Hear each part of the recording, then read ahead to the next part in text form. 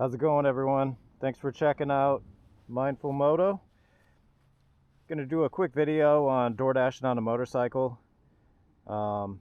Just some of the things to include and maybe keep in mind as you go along.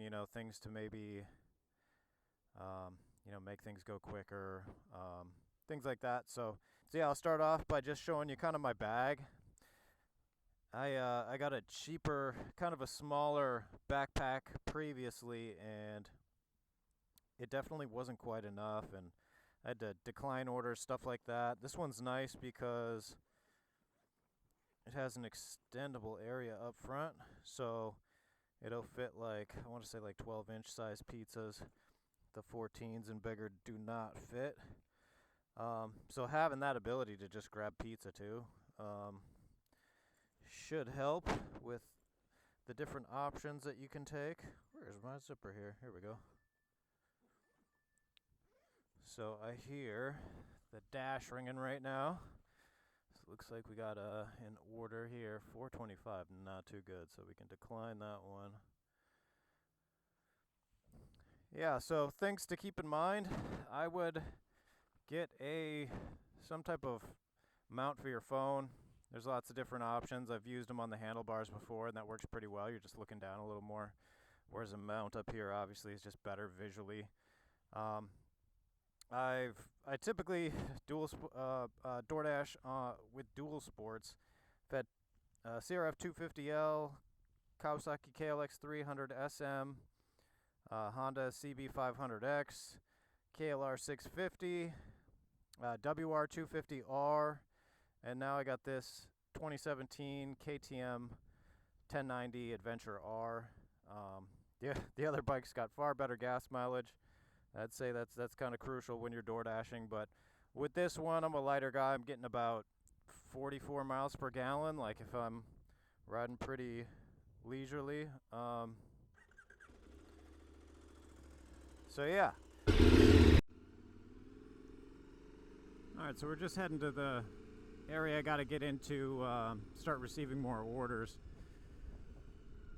And I guess we could go over some pros for door dashing on a motorcycle versus a car. I use a Prius, and that thing gets phenomenal gas mileage, and this is actually worse. So gas mileage for me is it's not a pro versus my car, but I would imagine for most people, 1 second, there we go. For most people, it's going to be a gas saver, especially on a smaller bike. You get a 250, 500, 700, whatever. They typically get, I'd say, between 40 and 70 miles per gallon, depending on what you have. I'm sure you could get that much better if you're on a Grom or something like that, but those are so small, you kind of worry people can't see you as well, so that's obviously a perk of a bigger bike. There is a little bit more, when you get the order and you got to put things in your bag and get on your bike, take your key out. There's a couple more, I'd say, steps with door dashing on a motorcycle versus in a car. But I feel like overall, I make more money. It's just more quick, more fun. Yeah, I feel like I can kind of do more dashes for the most part. Sometimes you'll get combined dashes, and if it's, say, like a grocery order or something like that, that's probably not what you want to take because you're just going to be hauling so much stuff. So I typically stick to like a single order. If you do get a grocery order, as long as it's just a few items for each of them, I'd recommend taking those. But that's another thing. If you're getting a delivery from a grocery store, having to go inside. I wear motocross boots, so having to walk inside. Sometimes I'm not dressed perfect, so I'm a little hot, so it's just, I don't know, it can be kind of a lot doing those grocery orders, but I still take them, if it's good enough. But for the most part, if you can get like a restaurant order, something a little higher end, that's always where the money is best, or the biggest paying orders. So yeah, another good reason is it feels I mean, you're getting paid to ride your motorcycle, so that's obviously a huge perk. You know, it feels way less like work if you're enjoying what you're doing or just enjoying the ride. I try to stay out of the city areas. I live in the suburbs, and I prefer to DoorDash out here on a motorcycle. Just less traffic, less cars. You know, if you can get a stretch where it's a little bit out in the country, that's awesome too. Versus just being in the city, you know, you just, I don't know, more traffic and stuff like that. So I always try to take dashes in areas that are a little nicer, and sometimes I'll even dash, you know, outside of where I typically would, just because I know the scenery is going to be better. So, you know, some tips and necessities. So you need a phone mount.